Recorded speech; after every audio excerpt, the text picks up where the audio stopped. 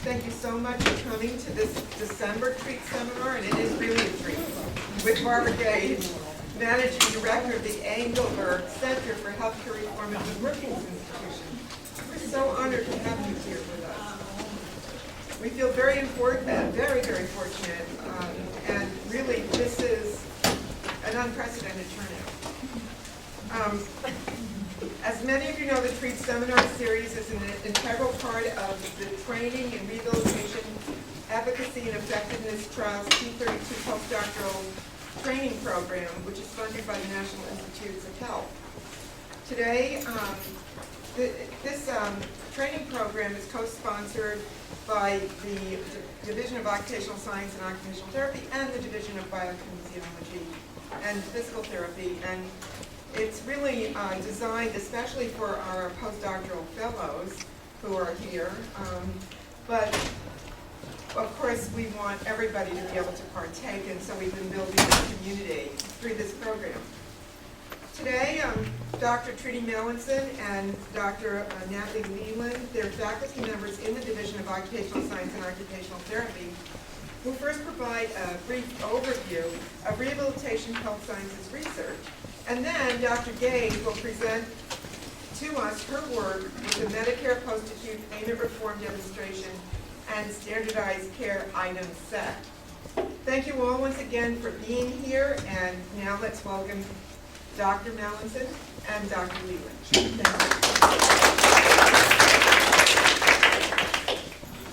Well, I'll just add my thanks to everyone for coming. This is an amazing turnout. I know it's short notice, and we were so excited when we found out Barbara was coming to be able to be here and join us. I'm going to start with just a little bit of a description of what health services research is, because we're sort of assuming that a number of you, this will be sort of new stuff. This is more of our clinical research group.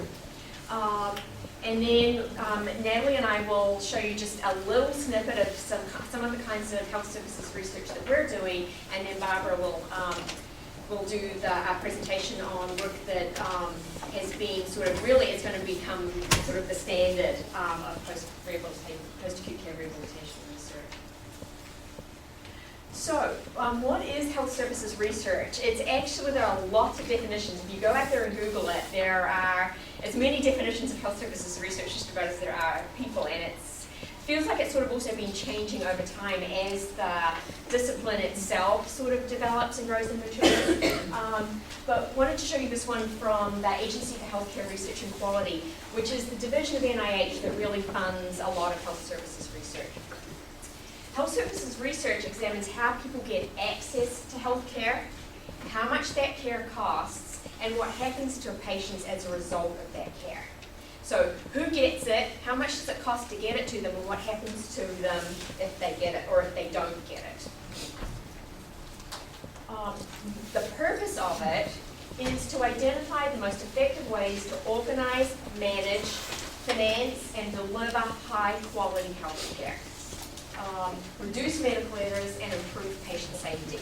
So it's really about how do we deliver the best care to the right people at the right time in the most cost-effective way, is really the goal of why we do this kind of research. HSR really is a multidisciplinary field, and which is really exciting because you get to work with people from a very different range of backgrounds who all bring something very unique to the table. So it can be economists, it can be clinicians, it can be physicians and nurses, and all kinds of different researchers and healthcare providers generally work on these very multidisciplinary teams. So it's a multidisciplinary field of investigation that studies how the social factors influence care, financing systems, organizational structures and processes, so how are hospitals organized, how are they arranged, who delivers care, that influences it, health technology, and personal behavior. So, which is why you can see you needed this multidisciplinary group of people working together to really see how these multiple different approaches influence access and outcomes of care. So how does it affect access to care, quality, costs, and ultimately our health and well-being? And now I'm going to transition over to Natalie, who's going to talk about, so that's health services research generally. And then Natalie's going to explain, we'll talk about what we see as sort of our unique contribution and what we're bringing here at USC, which is a focus on rehabilitation, focused health services research. Thank you. Thank you all for coming.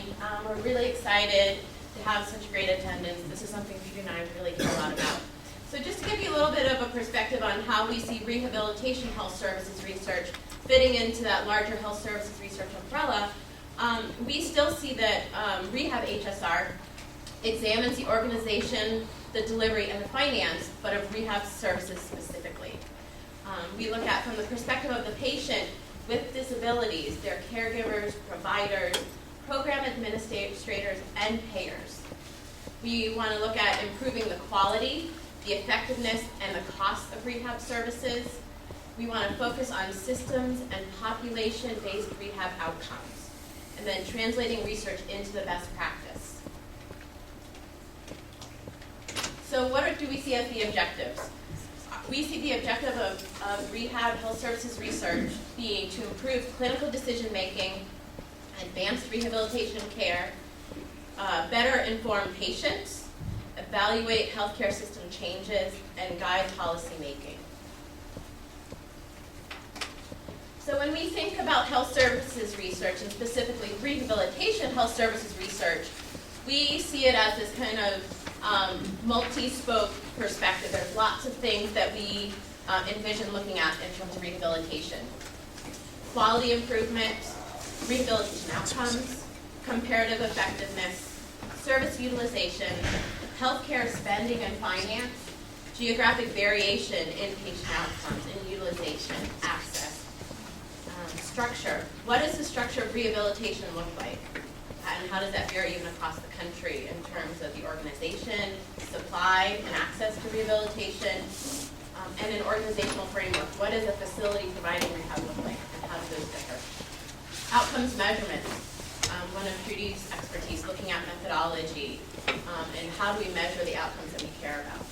So those are some of the things that we see in terms of rehabilitation health services research that we are either working on or hoping to work on in the future. So as Trudy mentioned, we wanted to give two brief examples of some of the things we've already worked on, just to give you an idea of where we're coming from and directions we're going to go in the future. So one of the areas I'm very interested in is looking at rehabilitation outcomes and geographic variation. So these two aspects of our real and spoke vision of rehabilitation health services research. And in this study, I was interested in looking at individuals who had a hip fracture across the country and what the variations are depending on where you live. So does where you live and where you have your hip fracture impact your patient outcomes? So to give you a little bit of a background, 90% of hip fracture patients are discharged to post-acute care. So they're going to an inpatient rehab facility. They're going to a skilled nursing facility. They're going maybe to home with home health. But they are getting some sort of care for the hip fracture after leaving that acute care hospitalization where they had that surgery. As rehabilitation clinicians, we know our patients want to get back home. So getting back to the community is the patient's desired outcome. The research shows that the transition back to the community is very challenging, especially for hip fracture patients. That first 30 days of reentering the community, there's a higher risk for falls and readmission to the hospital. And rehospitalizations are very disruptive to the patient and the families and drive healthcare costs up. So the cohort that I looked at for this study included Medicare beneficiaries, 75 or older, who had their very first hip fracture between 1999 and 2007. For this study, they had to be in the community at the time of the fracture, and they had to go from the acute care hospital where they had the surgery to either a skilled nursing facility or an inpatient rehab facility. We looked at the percentage of patients who went back to the community, the number of days consecutively spent in the community, and then for those who were unable to remain in the community, where they went back to. So here's a picture that shows for everyone in our sample, which actually go back for 1 second. So we started out with 880,000 people across the country during this time period. And of that 880,000, 581,000 people stepped their foot back in the community. Okay, so that's 57% of the whole population. Of those individuals who went back to the community, 14% were in the community for less than 30 days. Of those people that were in the community less than 30 days, 68% went back to a hospital. Another 17% went back to post-acute care. They went back to an IRF or a SNF. So they are bouncing back because they failed to stay in the community. And then the remaining percent, 5% died, 3% were admitted to hospice, and another 5% were admitted to nursing home for long-term care. So these are people not going back to nursing home for skilled services, but to remain as a long-term resident. So this is going just to support the idea that people are bouncing back after re-entering the community. And this is where we really got some interesting information. So the picture before was to show everybody and what happened. Now when we focus at just getting home and staying home for just a percentage of people at the state level who got back to the community and stayed that 30 days, you can see that the darker the color by state means the higher the proportion of people that got home. But there is a 15% difference between the state with the lowest outcome and the state with the highest outcome. So this just goes to show that there's a significant variation in the care that's provided and how services are being provided, supporting the need to address quality of care for rehabilitation. And I will point out that in terms of the states that did the best, Arizona and New Jersey had 63% of their patients getting home and staying home, compared to Utah that had 48% of their patients who got back to the community and stayed 30 days. So just to give you an idea of some of those states. Yeah. Yes? What do you do about weather? I mean, it strikes me that it looks like the warm places. So when we ran these models, when we did run these models, we do control for a lot of the patient characteristics. So we do, in some of our modeling, we try to control for some of the state effects, but there are issues around controlling for weather and all that sort of stuff, especially, you know, in the Northeast, especially when you're looking at falls, certain times of the year you're going to have more falls because of ice and snow. So those are issues to think about when looking at geographic variations. There's, I know you didn't put that slide out, but you have a different slide of specifically within state regions, and I think that's the issue of going from the overall slide that you showed to the states, and then when you get down to within regions within Texas, Right. even though Texas looks good, there are portions of Texas that don't really do well. So I think it's complicated. When you break it down and get from the state region level to the hospital referral region, which within geographic variation and health services research is a commonly used unit of analysis, you really do see even more in detail. So in terms of this study, some of the conclusions we came to were that among this cohort of community living older adults, 57% achieved successful community discharge, and this is much lower than the current stated community discharge percentages that are reported with other studies. So this is something we definitely need to start thinking about. Among patients re-entering the community, 14% are in the community less than 30 days, so a concern. Discharge to the community does not mean or guarantee that the patient's going to stay there, and further work is needed to understand facilitators and barriers to these outcomes. So some of the implications. Successful community discharge may serve as an indicator for quality of the post-acute care discharge process and rehabilitation, including caregiver and patient training, discharge planning, and an effective care transition, which is a term getting a lot of attention with Medicare right now. So there's a lot of work to be done, and I think rehab has not really been part of this discussion of care transitions and talking about what our role is in this getting back to the community. So I think there's a lot of work to do in the future. And just to acknowledge some of my collaborators who worked on this project, and funders, and go on to Trinity. Thank you.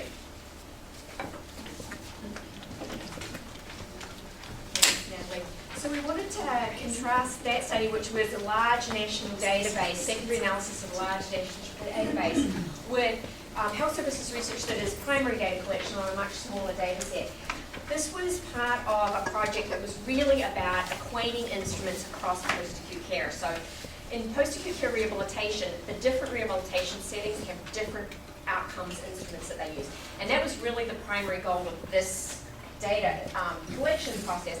But it allowed us to also do some comparative effectiveness work. So that's the portion of this study of the presentation I'm going to show you. So this is really rehab outcomes and comparative effectiveness. So this is also a hip fracture. There are about 264,000 discharges for hip fractures in 2007 in the Medicare population. The acute length of stay, the most recent published, it was down to 6 days. It's actually been less than that now. So very short lengths of stay, which as a consequence means that, as Natalie already said, over 90% of hip fracture patients go on and use some other kind of rehabilitation services. The average patient with hip fracture makes about 3.5 transitions among post-acute care providers, and that was some of the work that Natalie showed you. So a lot of transitions going on in this group, and a lot of post-acute care use. So this was our prospective cohort study comparing the functional outcomes across the 3 major post-acute care settings, which is inpatient rehabilitation facilities. For people who aren't familiar, that's people who need a high intensity of rehabilitation. You have to require at least 2 rehabilitation services on most days of the week and need 24-hour physician and nursing care, so it's a more intensive setting.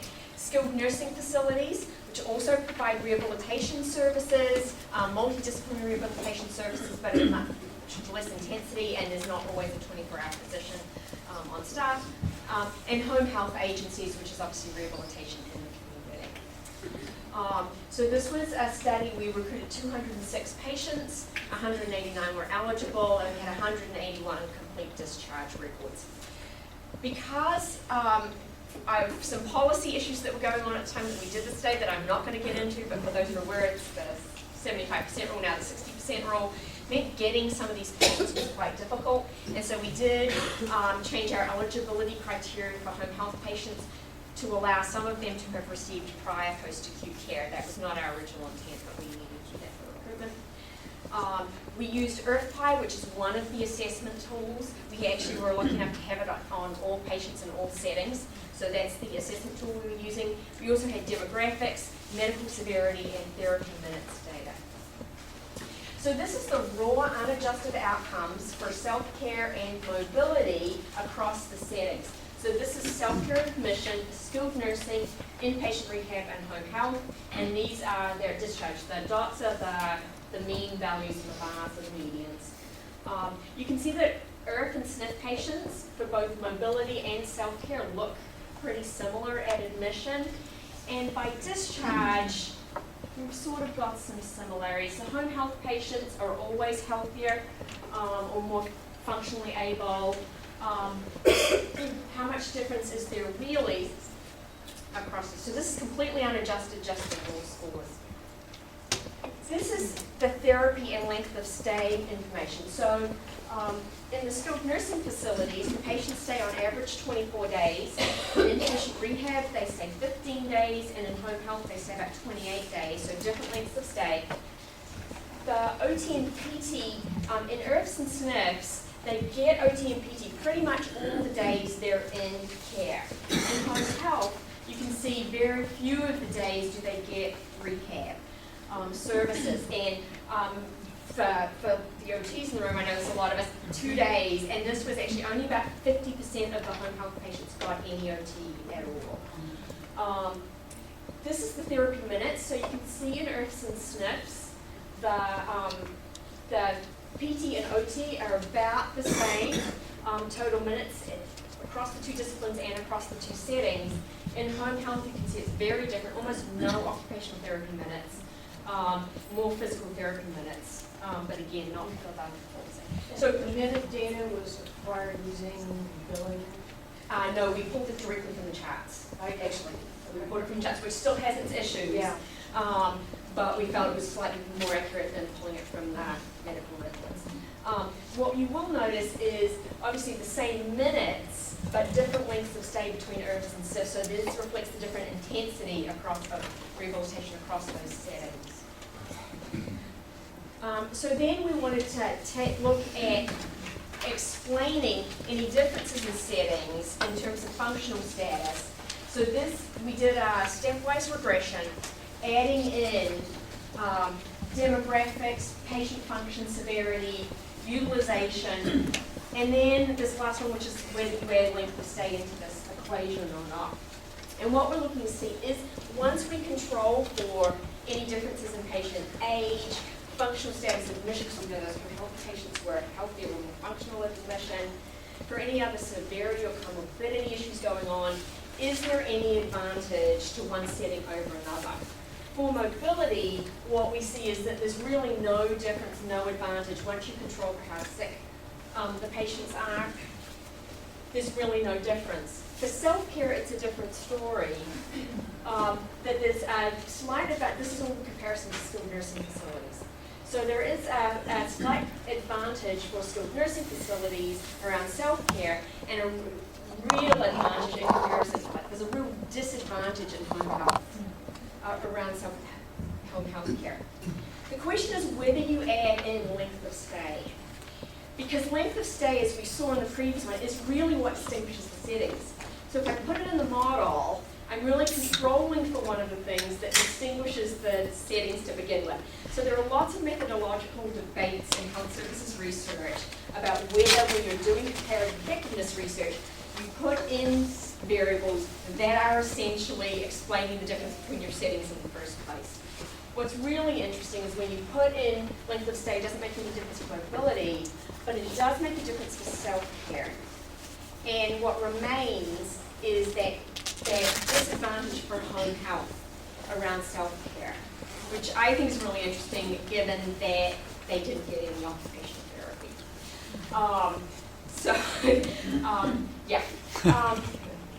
But what I think is interesting is it then creates a challenge for when we're thinking about how to interpret and do comparative effectiveness research in in rehabilitation. So the 3-pack settings may be treating different types of hip fracture patients. So different patients are going to the different settings. Given that there was no setting-specific advantage for discharge mobility function, but there was for self-care. Unfortunately, because of the way the data are collected, it's not clear what the contribution of length of stay, or we can interpret that as natural recovery, is over the intensity of the rehabilitation. Because had the IRF patients stayed as long as the SNF patients, they may have made the same amount of gain as the SNF patients. And that's what putting length of stay in the model kind of obscured, right? So this is the question of rehabilitation comparative effectiveness research is really in its infancy. And one of the things that we have to think about when we do it is not just measuring at discharge, but actually measuring patients at the same point in the recovery trajectory. It's really convenient to get it when the clinicians are measuring the data, which is admission and discharge. But if we really want to do this kind of research, we're going to have to start thinking about how to do it at admission and at set follow-up points, not at this where all the discharges are happening at different points. So there's some real methodological issues here to doing this research. Yeah, John. In addition to the endogeneity of the length of stay, there are problems of treatment selection bias when you're using those variables and treating them as exogenous. Yeah. And there are a lot of methods that you can use to adjust for that, detect selection bias and adjust for it.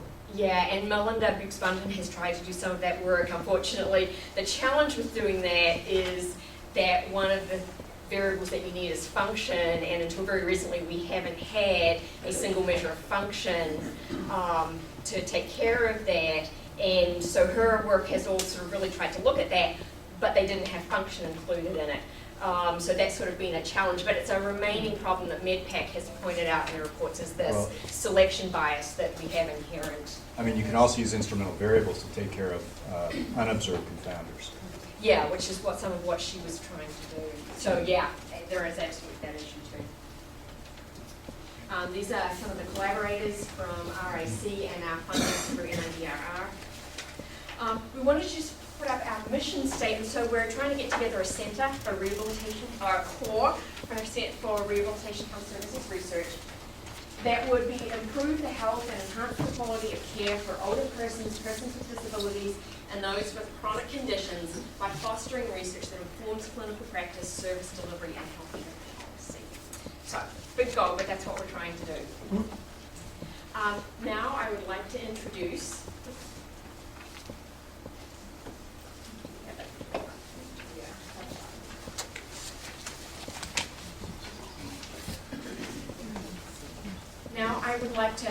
Dr. Barbara Gage, which is my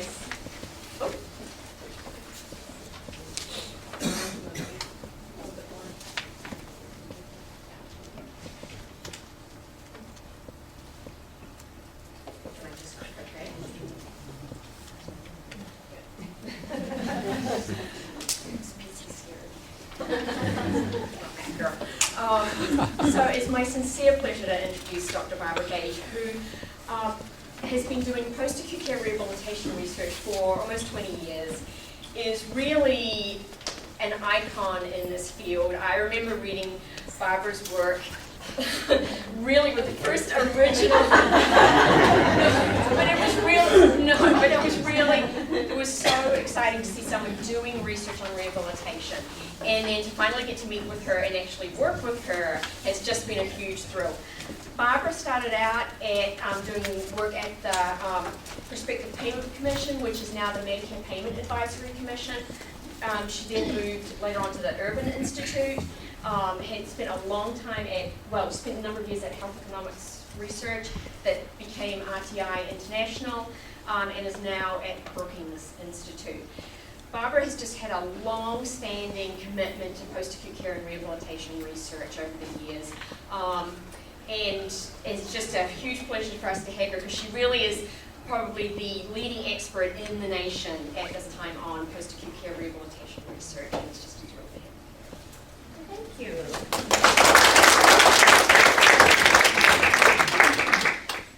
Pleasure to be here with all of you, and it's been a pleasure working with Trudy over the years. So I'll be presenting some work today that we actually completed while I was at RTI. The participants, the colleagues, this was a major national demonstration helping the Medicare program really understand post-acute care and what does it mean if a patient is discharged from the hospital and needing some additional services. So the team is quite large. In addition to myself and my colleagues from the RTI, we also had Trudy and her colleagues from the Rehab Institute of Chicago. We had visiting Chris Merton, the Visiting Nurse Services of New York. We had Deb Saliba from RAND and the VA, folks from Case Western, Margaret Steinman from Penn. It's a major national effort to complete this work. So I'm going to talk about two pieces today. This was a major national demonstration, and there are over 400 or 800 pages of reports that you can read at your leisure. But I'm going to focus on two key things today because this is OT.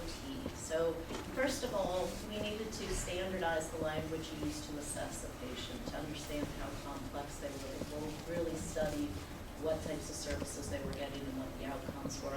And secondly, we looked at a series of different outcomes, looking at the resource intensity that was provided in each of the different post-acute care settings, looking at the readmission rates given the setting that you went into after you controlled for the patient characteristics, and looking at the change in the functional status. So I'm just going to focus on the functional status of the work today. So who cares about post-acute care? Well, that great big Medicare program with over 45 million beneficiaries, most of whom are elderly or disabled. 20% of them are hospitalized each year, so that's a pretty sizable number of people going into the hospital. And out of them, 35%, so over a third of the days that go into the hospital are going on to post-acute care. And what is post-acute care? Well, it might be discharged to a skilled nursing facility for some additional medical or rehab services. 41% that's the biggest group of discharges to post-acute care. Secondly, the home health community serves a lot of these patients, 37.4% of those who go on to post-acute care.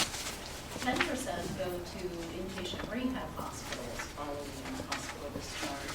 9% go home, and in the community, they go in for therapy services at either a hospital outpatient department, a therapist's office, or many sites of care. And 2% are discharged to long-term care hospitals. And for the most part, these 4 different types of providers provide different levels of care. But we also see that that isn't the only place they go. After that first discharge, a substantial number are going on to a second site of care. So out of that 41% that went to a skilled nursing facility, another 60% of them are being discharged to additional services, mostly home health and outpatient. Some are going back to the acute hospital. We have about 5% that return to the hospital at the end of their home health treatment. So it might have been 30 days that everybody's talking about. It might have been 60 days, but at the end of the home health services.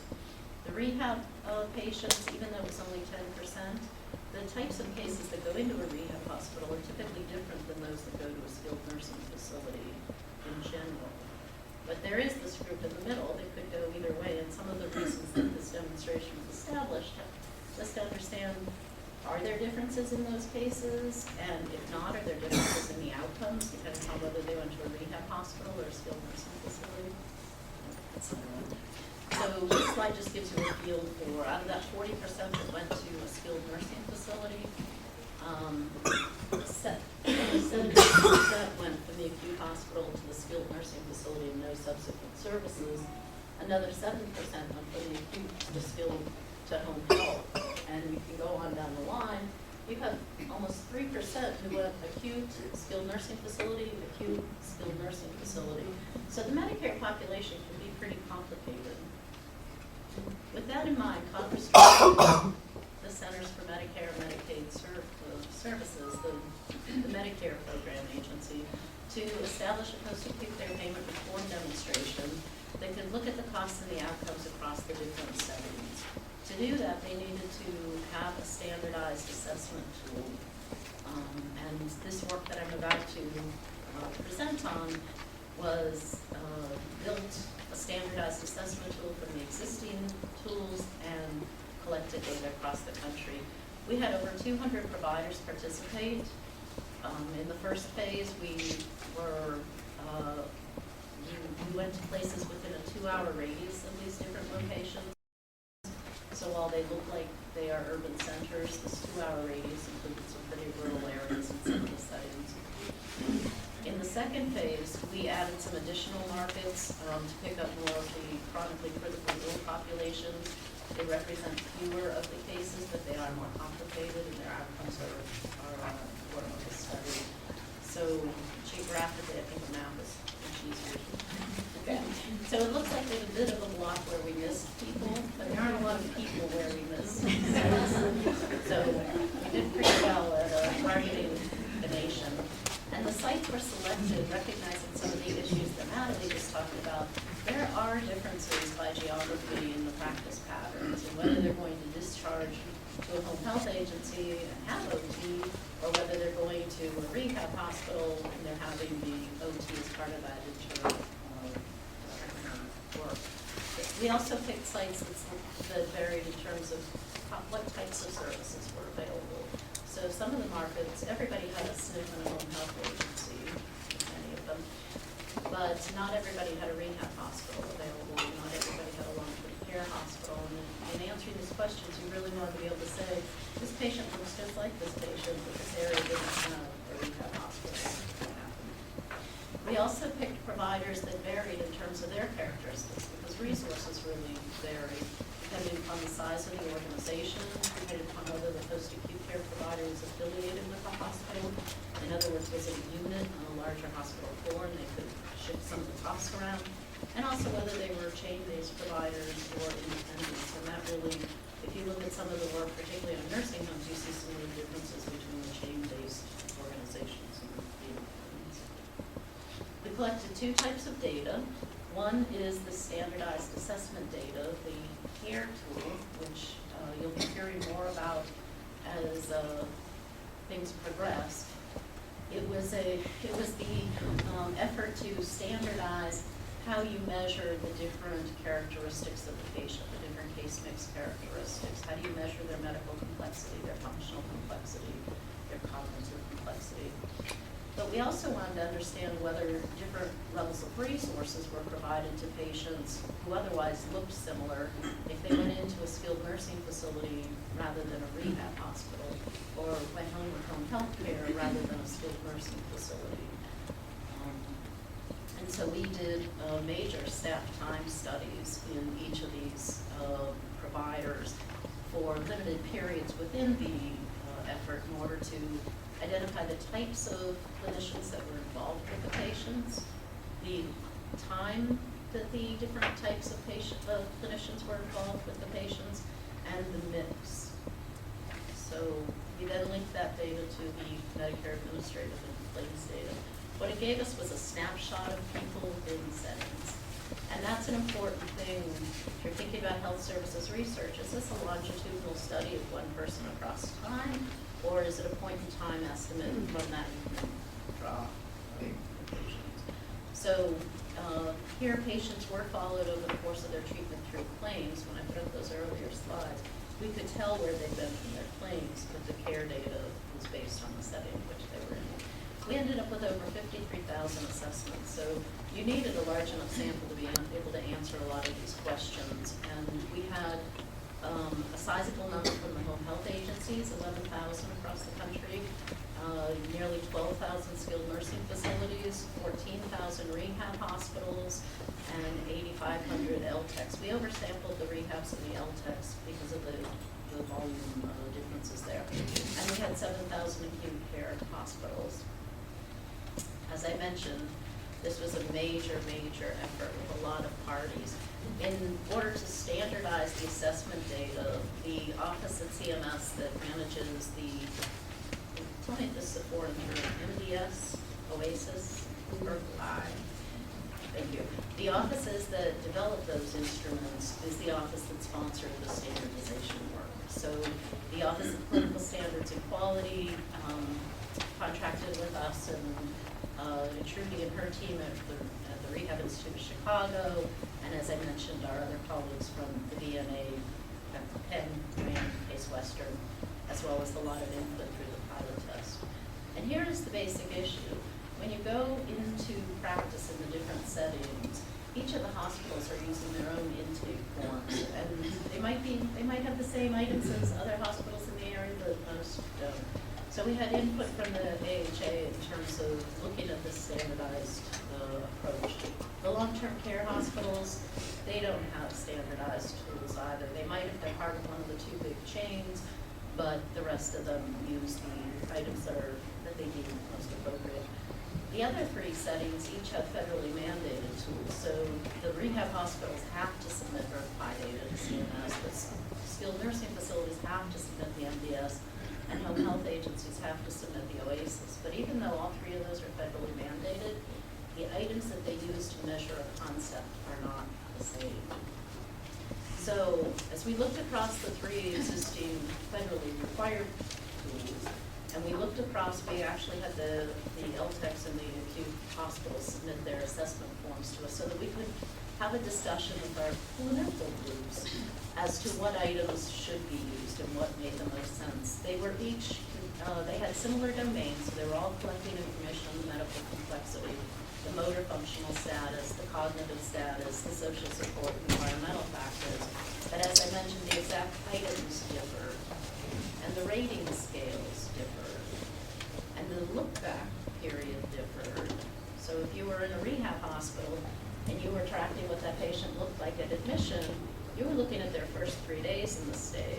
But in the work that Trudy presented, she had to deal with the fact that the SNP record was on that 5-day look back. So that patient might look a little different at day 5 than they did at day 3. And without standardizing that, you weren't really comparing apples to apples. And then there's always the issue of unidimensionality of items. Some of the tools were over.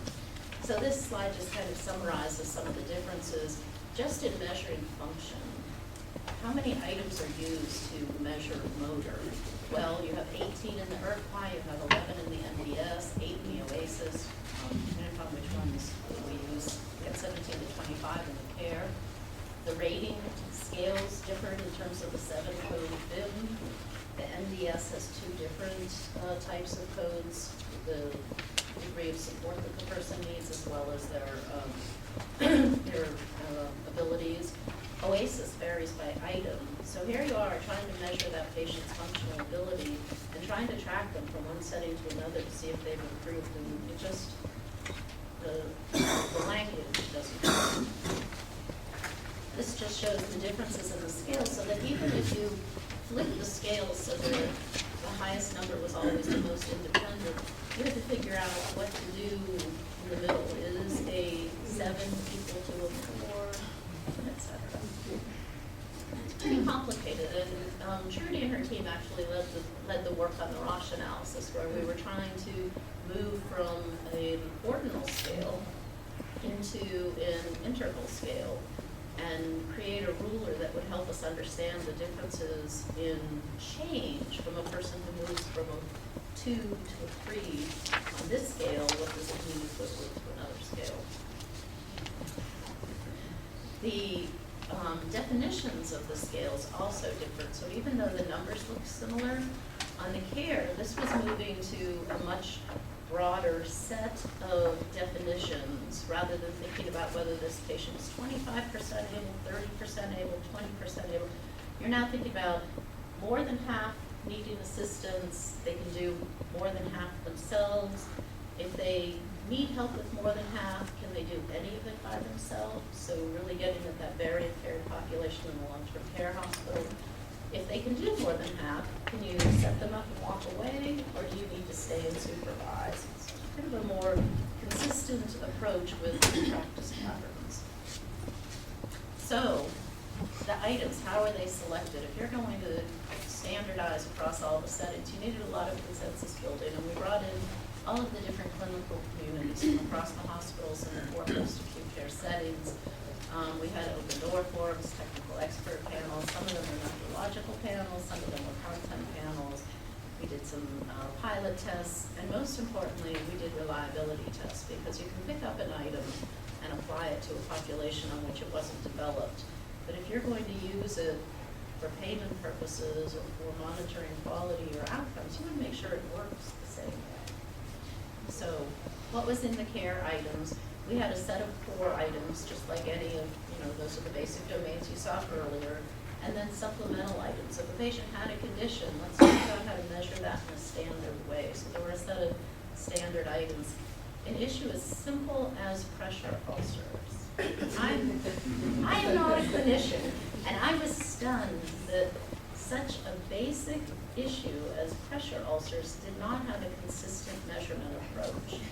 So for the items in here, we had the National Pressure Ulcer Advisory Panel and the WNOC, the wound care nurses, feed into how should everybody be measuring a pressure ulcer.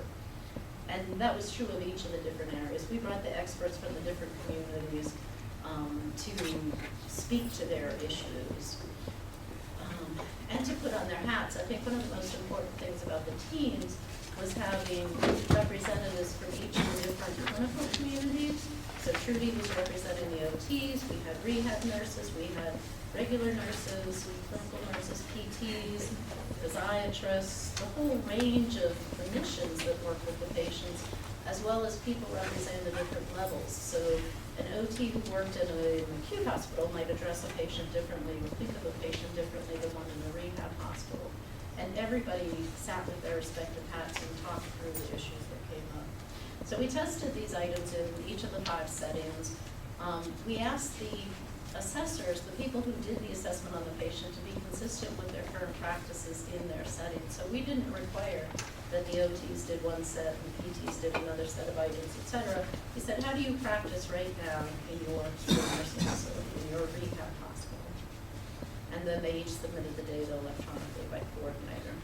So what's in the tool, just briefly, it's a pretty extensive set of assessment data. It's shorter than the MDS and the OASIS, but it is longer than what's used on the none of the items, all of the items that I'm about to go through were collected in each of the settings. It's just the person, the type of discipline that collected it different. So when we talk to the rehab hospitals, yeah, they didn't collect it for the IRF, but oh, by the way, the admitting nurse was collecting that information. So it's all about standardizing that language across the team. So there's your basic, pre-admission items, their history, issues in terms of rehab services, whether there be structural barriers that need to be dealt with, their prior functioning levels, their use of mobilities and devices and aids. Medical items, basic things like primary diagnosis.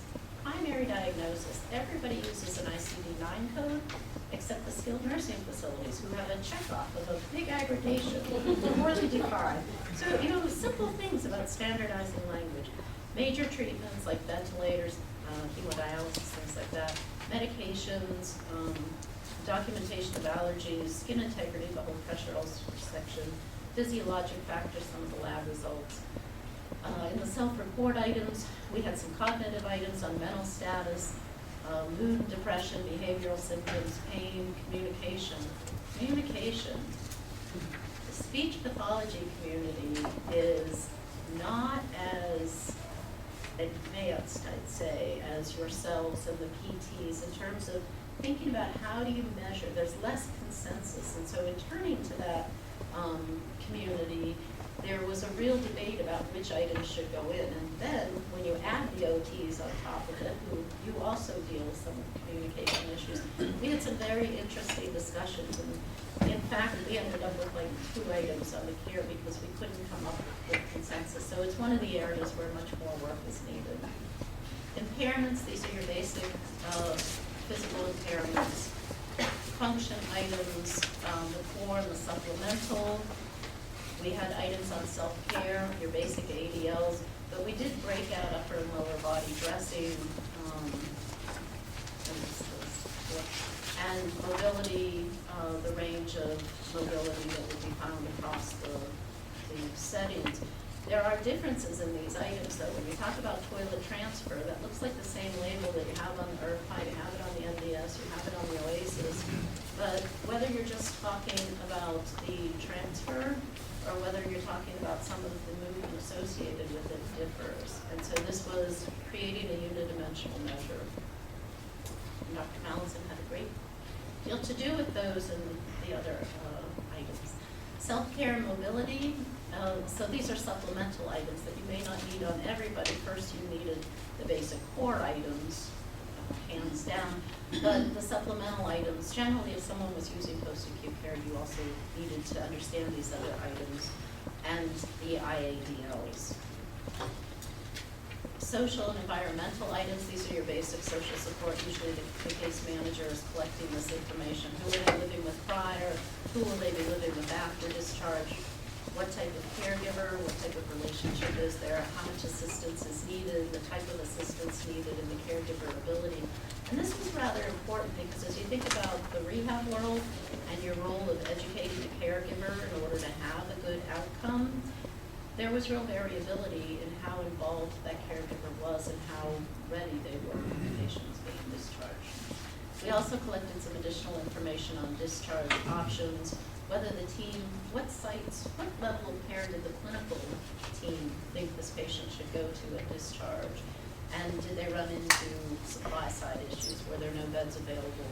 Was it refused by either the patient or the family? Was it not covered by insurance?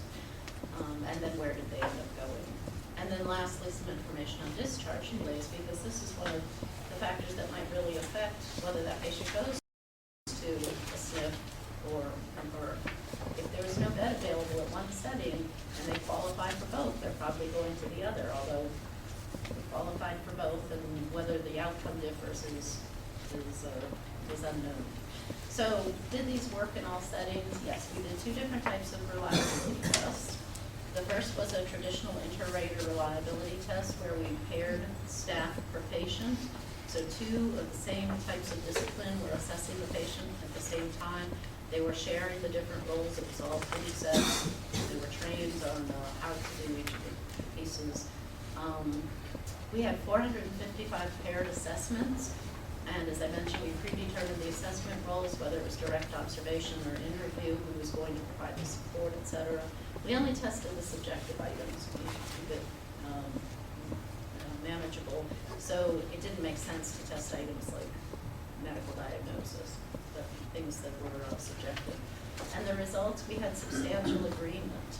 So on almost all of the items, we had CAPA scores of above 0.7. This is where our psychometric team, which Trudy was leading with others, really came to the forefront. If you think about the health services research and the need for all the different types of expertise, some people work with small item analysis, some people work on larger population analysis. So the psychometric analysis of the items and looked at, can I use that pressure ulcer item on this population, even though it was developed and tested on this population? The answer was yes on almost everything, except walking 150 feet fared poorly in the home health population. And on this slide, we're really talking about across all settings where they're reliable.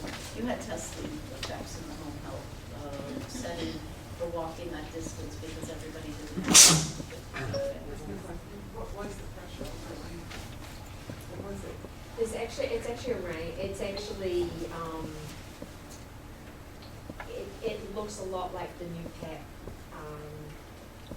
grading system. So it's a staging system. And then there's issues about where the wounds are on the body and sort of if they need a special turning surface and that kind of utilization. But it's essentially the staging. With standardized information. So there was all sorts of discussions about whether the SCAR was included or not included, et cetera. A lot of consensus went into developing the standardized. So the other areas where we had poor reliability were on the IADLs, and that's not surprising because of the smaller numbers. Home health was really the one setting where you could more consistently collect that. And some of the aspects of the swallowing items, we had a couple different swallowing items, one from the Irvine, another one actually came out of the speech community, and there was some variability except on the NPO, which was a very strong section.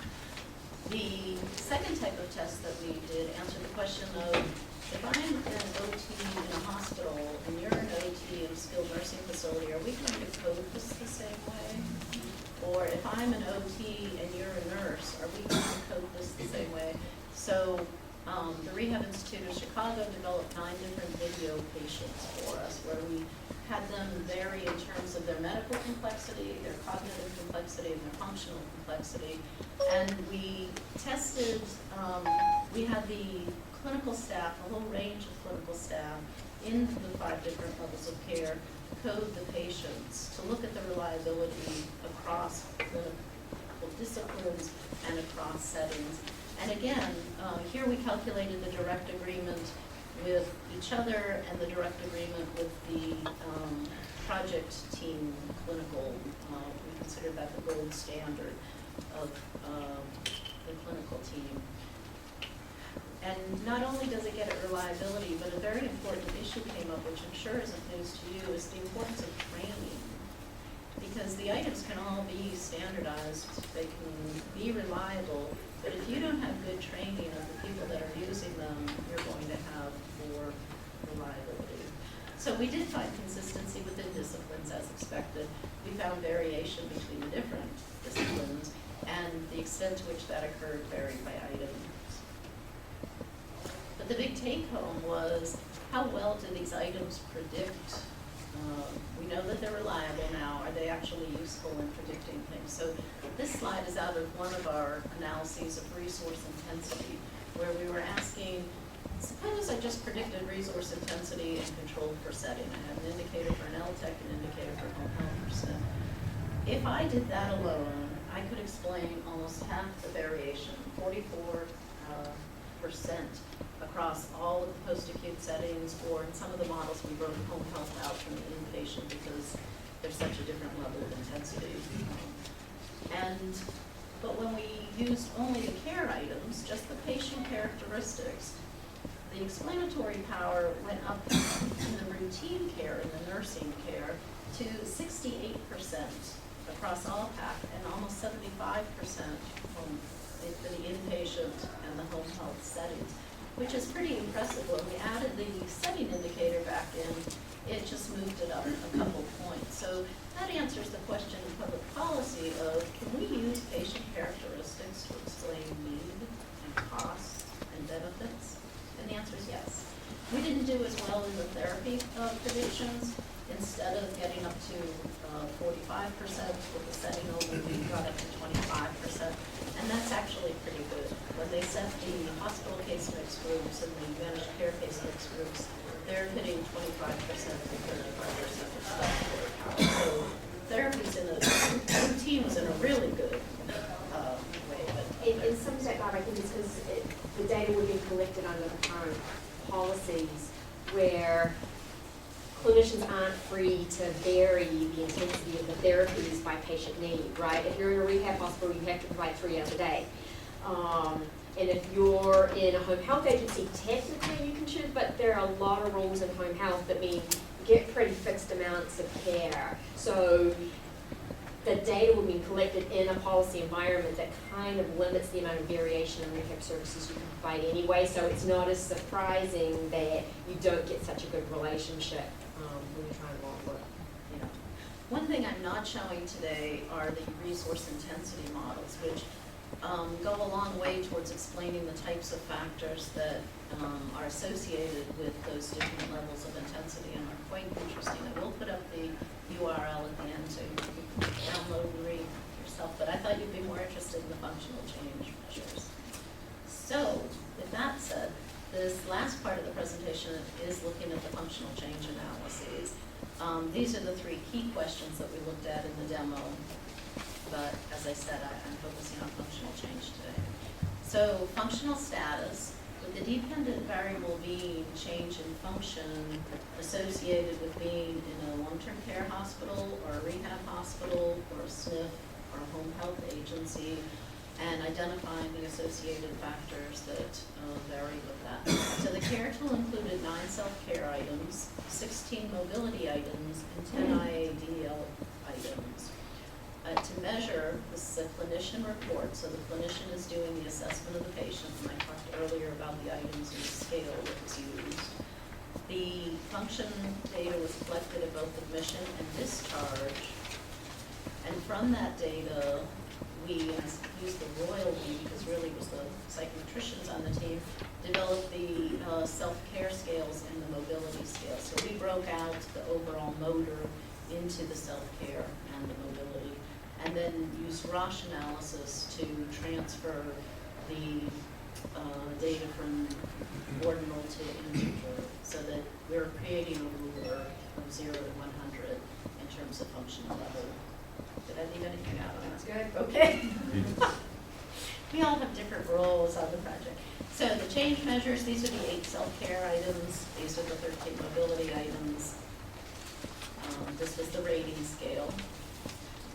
As I mentioned earlier, in speaking, I think, with Mary, there were activity codes for not attentive, but mostly so that we didn't mix that information with the other. There were lots of reasons that you might not assess a patient. And one of them might even be that the patient returned to the hospital. So in our sample, we only included cases where we had admission and a discharge assessment. We didn't want that unexpected discharge to be included because we weren't really looking at functional improvement. That patient had other issues going on, and they shouldn't be in a measure of change. We did end up with 12,065 cases, so we had a nice large sample across the 4 levels of care. We also did some condition-specific analyses. So I think what you presented earlier was all conditions in... Just hip fractures. Oh, just hip fractures, okay. Here we looked across all cases as well as 2 subgroups, our musculoskeletal cases where we had almost 3,500 and our nervous system cases where we had over 1,700. And they're kind of the 2 big crossover groups when it comes to functional treatments. So this slide looks at, answers the question of, is there a difference in who gets admitted to an LTAC or a rehab or a SNF or home health? And in fact, you can see the red dot is showing the mean. So how impaired are they? Again, healthiest at the highest level at the 100. So the patient who goes into the home health agency is on average has a score of 60. So they're pretty functional. The patient who goes into the rehab hospital is down here around 45 on average. The long-term care hospital patient, that person's pretty medically complex, and their functional level is much lower at admission. The SNF patient looks close to that rehab case, and that helps us get at answering that question of, do they look similar? You know, but this is the unadjusted. You can see the distributions vary around, so there is overlap. And that too is important. How do you explain what distinguishes the case who does well in one setting versus another? So that was admission score that I just got. This slide looks at change. So what happened? What was the difference? What was the change in functioning from the time that patient was admitted to the time they were discharged? And the measure is actually a subtraction of admission from discharge score. So again, looking at the change, the mean to the median difference is this pair of bars here. And you can see it's a pretty good sample. They're pretty normally distributed in terms of the mean being close to the median. But there are differences in where that average change is by setting. So for home health, the average change was between 5, the mean change was 10 and the median was 8. Whereas in the rehab hospital, the range was between 15.5 and 12.8. The LTEC, it was way down at 9.9, 7.4. So again, as we were thinking about those scales and the expected change, that may not be bad, given the type of complexity of the cases there. The SNF was 12.4 to 10.2, which is pretty close to the rehab, but isn't quite as good, not quite in the same location. So what happens if we actually control for their characteristics and we think about their demographic factors, their age, their sex, their primary comorbid diagnoses, including the whole range of comorbidities, the impairments that they might have in terms of swallowing impairments, bowel and bladder, etc. Well, then we can see what is the effect of being in this setting versus that setting as it's associated with change in self-care. So I'm only putting up the self-care. In the report, we also had change in mobility, and our results were very similar to what Trudy had found with her smaller sample. So in looking at this, the change score was significantly different between the home health agency and the rehab hospital when compared to the skilled nursing facility, which was our reference category. And in fact, across all types of cases that were admitted, the home health agency had a 4-point unit difference greater than a skilled nursing facility case. A rehab hospital had a 3.75 greater change in self-care than a skilled nursing facility. It's kind of a funny notion, but if you think about a 4-point change on a mean of 12 units, you're really talking about a 30% improvement relative to a SNF. Now, those results didn't hold when we started looking at subgroups of patients, and that was part of, it's very important to think in terms of the groups of cases that are being treated. So when we looked at the musculoskeletal, we saw that home health agencies still had a significant change in self-care that was greater than the skilled nursing facilities. But the rehab hospitals were no longer, that change was no longer significant. But when we looked at the nervous system of the stroke cases, the opposite was true. So a rehab hospital had a 3.9 greater change in self-care than a skilled nursing facility, whereas the home health agency was no longer significant. So it's pretty powerful to be able to start pairing patients knowing that you're looking at the same thing. With the discharge data, was it collected during a look-back period, and also was it the highest or lowest score during the treatment? Good question. The discharge data were collected within the 2 days preceding discharge. So we did have a window. As all of the practicing clinicians will tell you, we can't assess everybody on the morning of discharge. So there was a 2-day window, and your second question about what was the highest or lowest score during that window? It was the usual performance. So rather than taking the worst performance, as is done in some settings where you might be coding on a patient in the middle of the night, we asked for that code that was present usual, the definition being 2 or 3 times during. There's another difference in how patients are assessed by setting. There are so many little peculiarities that if you just standardize the language and the approach, you could have some really powerful information. Good question. So just to summarize the key findings on the self-care,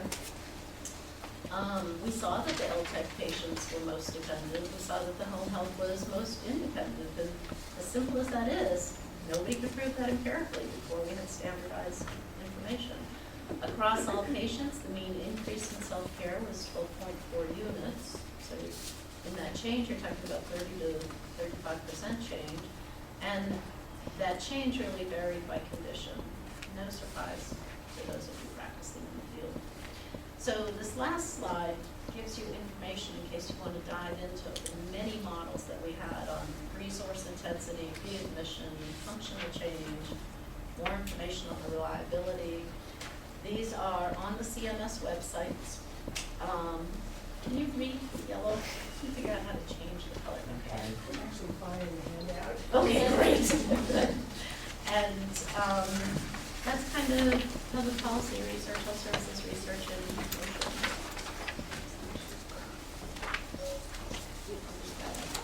Are there questions or comments? Are you all budding health services researchers or looking for a team to play with? So I'm interested in your take on what sorts of policies might be influenced by these findings. Good question. So in conducting research and using the results, the standardized CMS take-home in the report to Congress was the point that you can standardize the items successfully and create consistency in how the populations are measured, which in and of itself is important. So CMS is actually working these standardized items into their current assessment tools. As Trudy mentioned, the pressure ulcer, for those of you that work or deal with students in skilled nursing facilities, the NDS has the standardized item for those who might be focused on rehab hospitals. The IRF-PI, the push tool item was taken out of the IRF-PI and these standardized items were put in.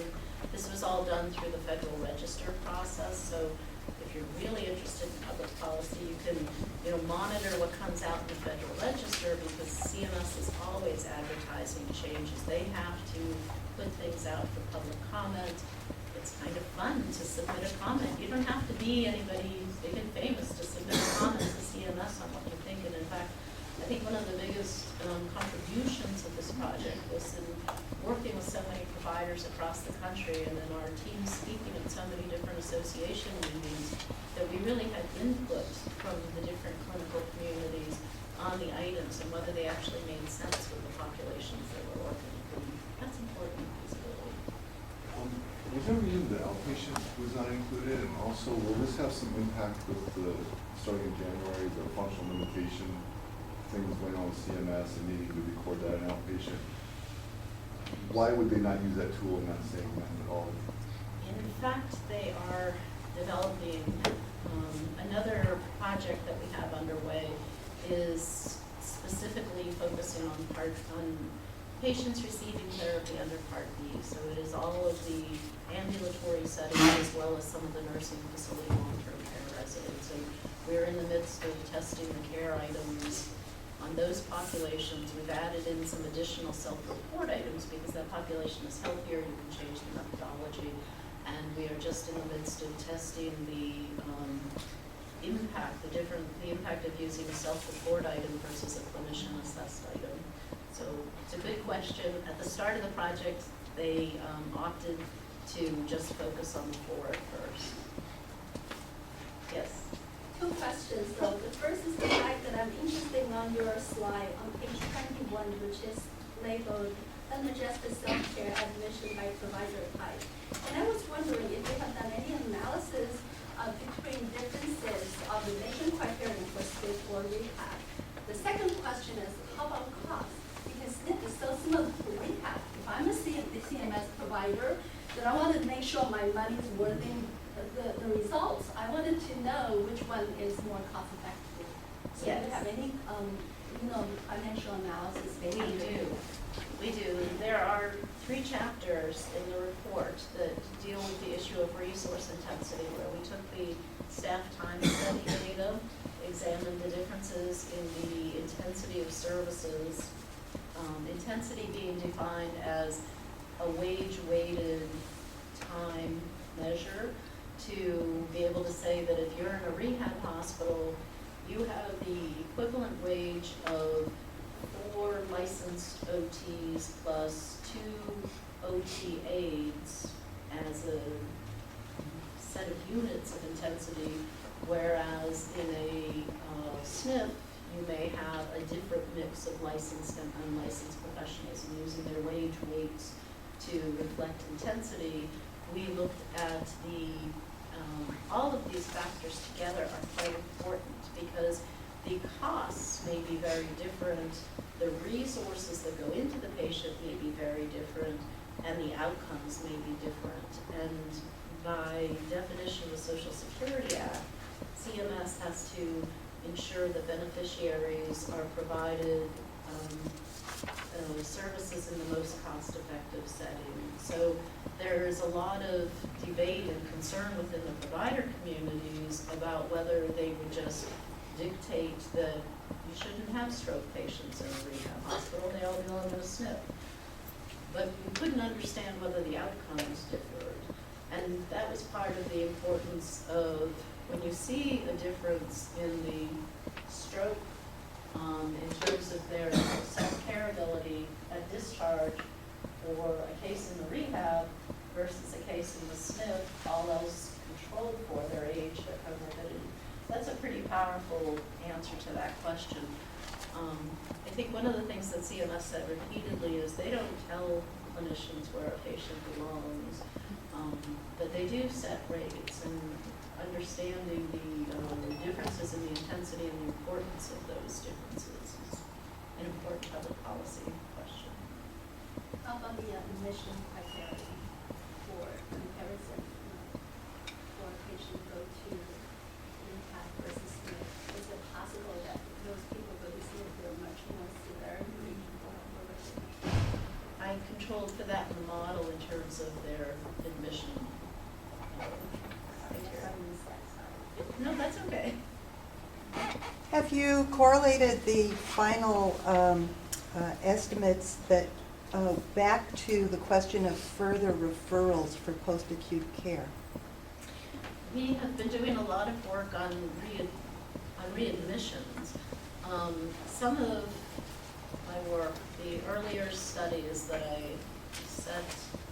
I started the presentation with, really looked at episodes and where a beneficiary goes across time and how many days are between the different services. So, but this work was used as background information for the demo.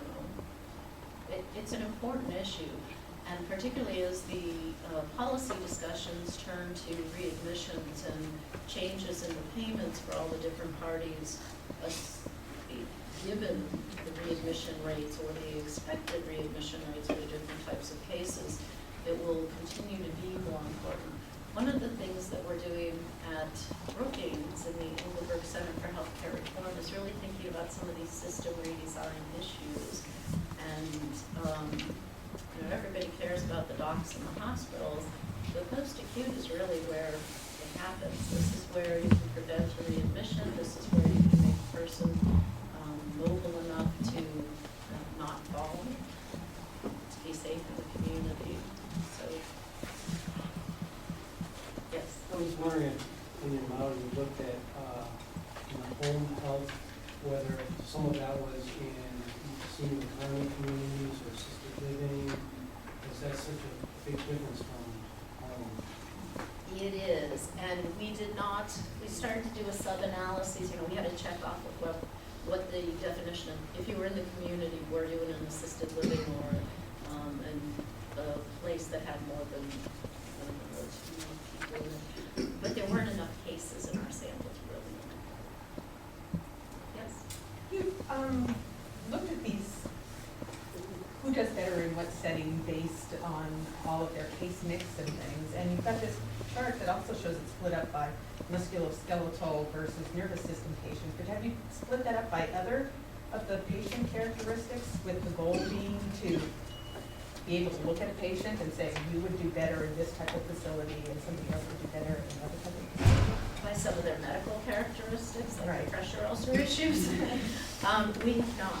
We have not. That is, in our models that examine I didn't bring my discharge. We have an analysis of the profiles of beneficiaries discharged to the different settings.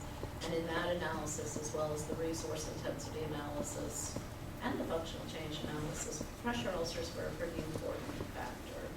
So it was typically something that we controlled for. We haven't looked at we did a little analysis on expected infections and the factors associated with differences in infection rates.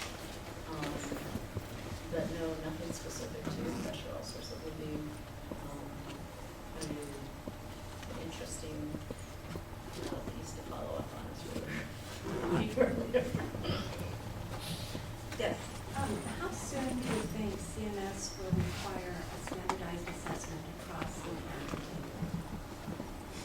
Or will they, in terms of looking at assessing data across the county? I think that's a fabulous question for CMS. They are moving these standardized items into the quality metrics, though, and there's work underway on the, you can't change the payment policies without doing the preliminary work to understand the difference in the expected impact. So that work is going on. Yes? With regards to standardization across sites, on the SNF side, one of the measures that is really interesting is the residents' preference to return to the community. But I expect that's quite specific to the SNF. Is that a concept, or not quite specific, anyhow? Is that a concept that you included by any means in your universal assessment tool? Return to community is one of the outcomes that that can be examined. We had a great deal of discussion about how to incorporate patient goals into the standardization, and we didn't, for this work, we did not include it. There have been a lot of, we looked at the goals items that had been in the IRF pies, and there were a lot of discussions about capabilities. If you were to incorporate some of the, you can either code what the patient's goal is, or you can direct the patient that this would be a good goal because it's in the goal or guidelines.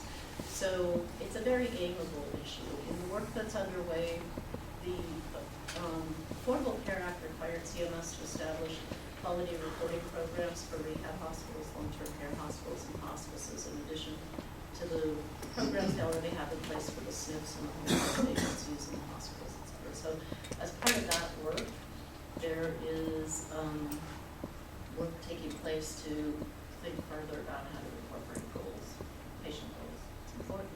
If you have any ideas, I would love to hear them. Just to build on that, I know at least for our hip fracture cohort, everyone who went to a SNF, we have the MDS, and it was not filled out very often, so it was something I could not look at because for a lot of our SNF patients, we wanted to know what that preference was, and it was not an item that, there's a lot of missing data. because it's not required for payment. Exactly. So that's an issue, even though it's such an important question, if you're looking at data for research questions, it's something that's a little bit challenging to capture, because it's not mandated for reporting and funding. So, you know, where I have is president of the American Occupational Therapy Association, which is another hat I wear.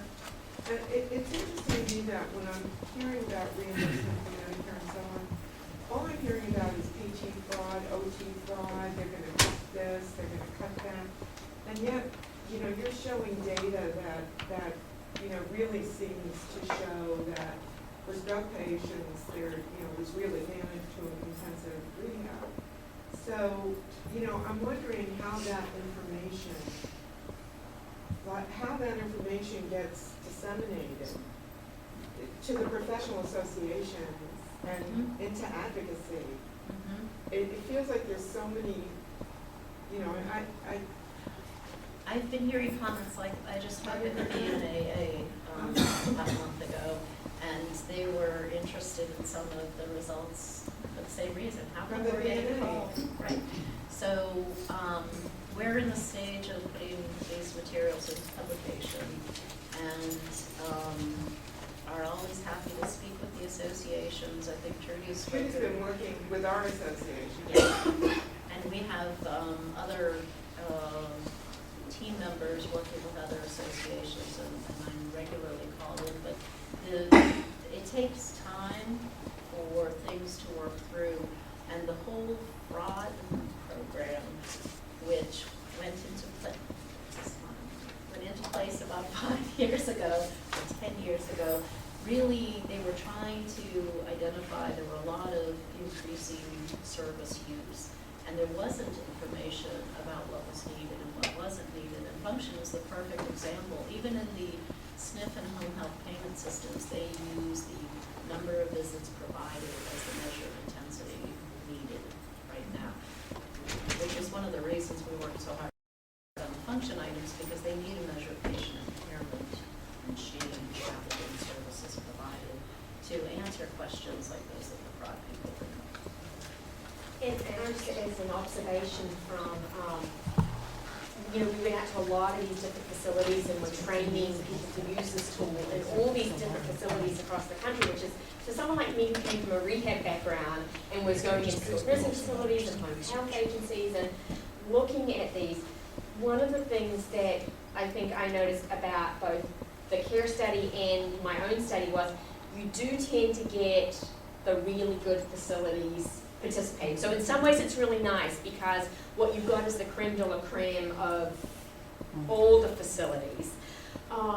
But also you've got the creme de la creme because those are the people who can afford to do the additional work that's involved in doing this kind of research, because it requires a huge amount of additional work for the clinicians. And so what you see and what was really encouraging when you go out to these facilities, just how committed clinicians are to providing really good quality care. And so it sort of depends what part of the elephant you're looking at, because I think when you do studies like this, what you see is really excellent rehabilitation across the board, across the facilities. But you talk to, I was just at a MedPAC advisory committee meeting, and there was a PT there who works for a company that does fraud investigations. And the story she would tell you about fraud and therapy would make your hair curl. And so I think as disciplines, we need to take responsibility. There's really fabulous therapy going on out there, but there are also clinicians who don't know how to stand up for themselves, and when their boss says, you need to report this in a particular way that's fraudulent, they don't stand up and say, no, I'm not going to do that. So I think as a profession, we need to sort of look at both sides, that there's this really excellent care going on, and we also need to sort of also police ourselves in terms of how do we help people know what's the right thing to do and know what the law is and how to work and practice within policy. Important points. Well, it's 2 minutes that we have. I think we have time for one more question. Yep. Yeah, so in terms of the total time, do you look at some of the date of onset of injury, or does the setting matter, I guess, in terms of the overall case? Are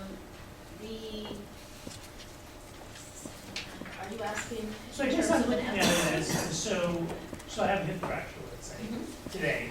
Yep. In 6 months, I'm back at home. Does it matter which setting I went through, or does I guess I'm looking at it as, how do these people look at a certain time period? So at 6 months, how does Yes. each person look? That is a very good question and a very difficult question to answer, because many of the results that we find in existing data sets. So in 6 months, if you haven't had any services, we can identify that you haven't had any services, but we don't know what your level of functional impairment is without going back. So it's a real hole in a lot of the outcomes research, and a lot of the outcomes work is just beginning. We're just reaching agreement on what are the measures that you would want to apply in thinking about good outcomes. But it takes a specific study. One might say that as the healthcare system is redesigning and the hospitals are worrying more about readmission rates, that we've seen some setting up programs, callback programs, how are you doing? But they still aren't going to do a functional assessment that a clinician might do.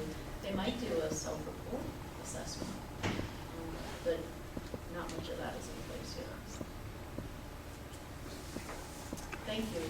Thank you for having me.